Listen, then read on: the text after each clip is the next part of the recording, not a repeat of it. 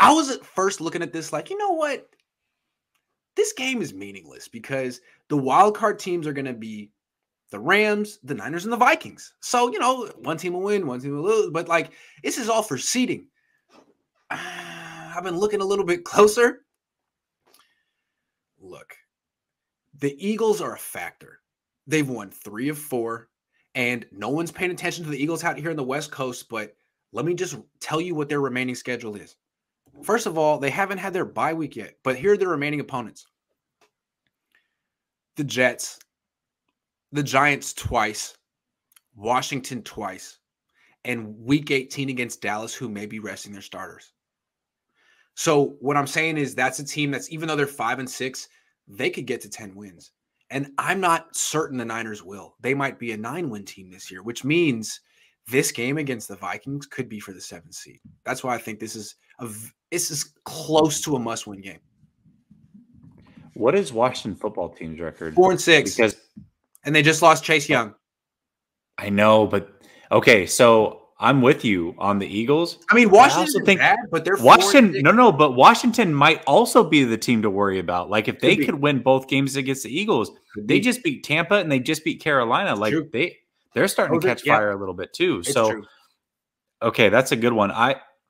I think Philly has they're playing the Giants in the Meadowlands this week. That's huge. And they're playing the Jets the next week, and they have a bye week. So here's the thing: like if the Niners lose to the Vikings, let's put it that way, they would be 5-6, and the Philly would most likely beat the Giants this week and go to 6-6. So boom, you're behind Philly, right? Like it could happen in a few days. This is a very important game for or the Niners beat the Vikings and they go to 6-5. They're ahead of Philly, and the Vikings fall back. And now the Vikings are in a tough spot. It's a big game. It's a huge game. And in fact, again, that's what excites me about this game is you're going to know what team this Niner team is. Are they the team that has won 2 straight games, running the ball 40 times and finding an identity? Or are they the team that lost 4 straight times? And even when they beat the Bears, they lost to the Cardinals. We don't know who this team is. We think we know. We've thought we knew a few times. We're finding out this Sunday who this team is. And if they win this game, things are going to be a lot more smooth sailing. Can they make it without winning? Sure. But it's a hell of a lot harder if they lose this game. This is going to be a playoff type game for both these teams. And I'm excited for it. Yeah. The way I look at it is like, I wasn't thinking about Philly. I saw New Orleans. New Orleans is currently ahead of the Niners, but they're sinking. I mean, he can't win with Trevor Siemian. He sucks. Sorry. He does. He sucks. And so I'm thinking, okay, I didn't even know he was still in the league. I had no idea. Wow. So anyway, thinking it's going to be the Niners, Vikings, and Rams. But then I looked, Josh Dubow pointed it out. AP, shout out Josh Dubow. Look at the Eagles. They're 5-6. They've won 3 of 4. They're a lot like the Niners. They at one point lost 5 of 6. They're a lot like the Niners, and they've found their identity. They're running the ball. But instead of having Jimmy, they have like Trey Lance, basically. They have Trey Lance.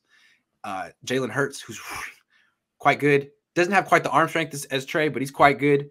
And they're winning, and they have a way easier schedule than the Niners. Like, real quick, the Niners have Tennessee, Cincinnati, the Rams in Seattle. This game, like I'm not certain they're going to get to 10 wins. They're probably going to get to 9, and 9 could get them there. But Philly, I'm thinking Philly's going to get to 10. I'm thinking they will. Even though we have to go 5-1 down the stretch. I mean, they could do it. They could do it.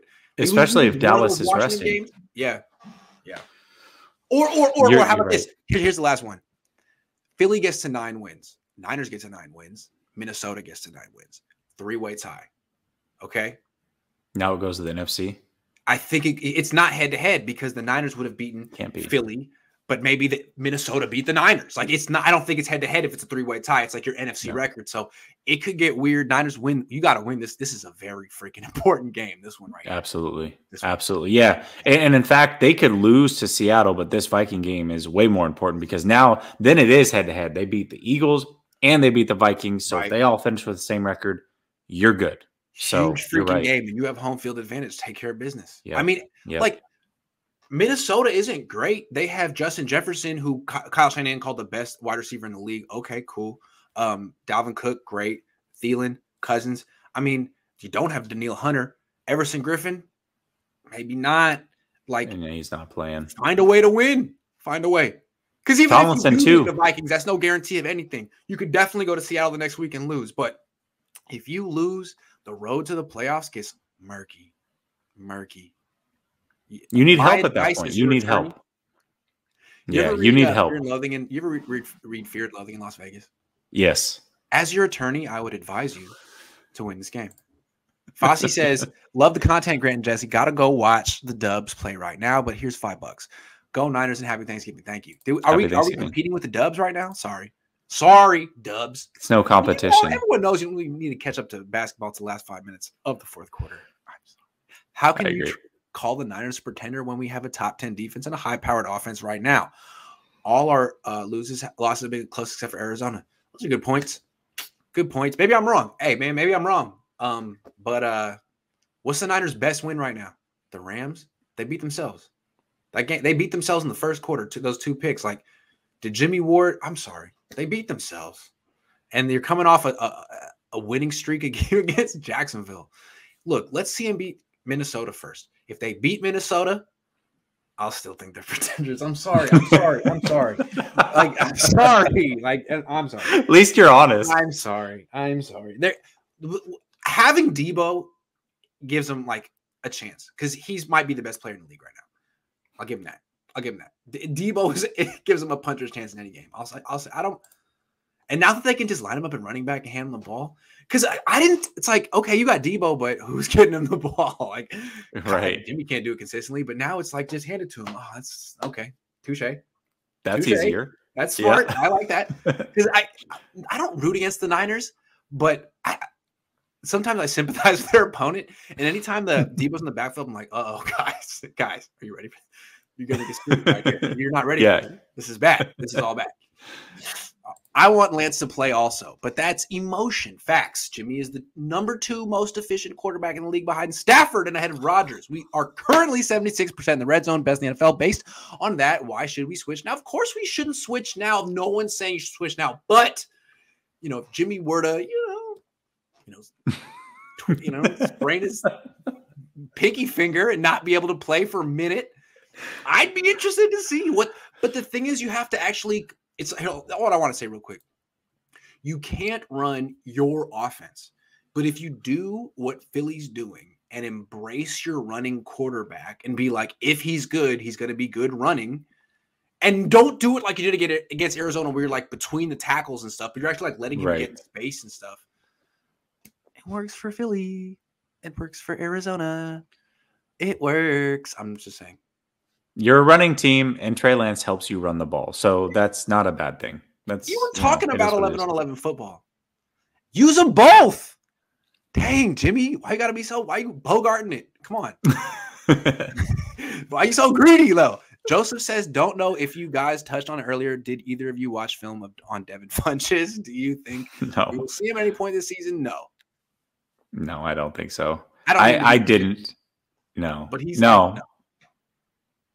He's one of these guys. He should be like Jordan Matthews and switch to tight end and be in the practice squad. They asked him about that. I think they asked Shanahan about it. He's like, well, why is Jordan Matthews still on the practice squad? Like, dude, we're tired. They're paying you like nothing. What? He must really like working out. He likes football. How do you sell that to your wife? Hey, I'm going to go be on a practice squad. How? Make $60,000 a year. Yeah. How do you do that? I don't know. God love the Matthews because they must be. Maybe he's not married. I don't know. We're a pretender with Jimmy at quarterback. Yeah, pretty much. You said it. Kinda.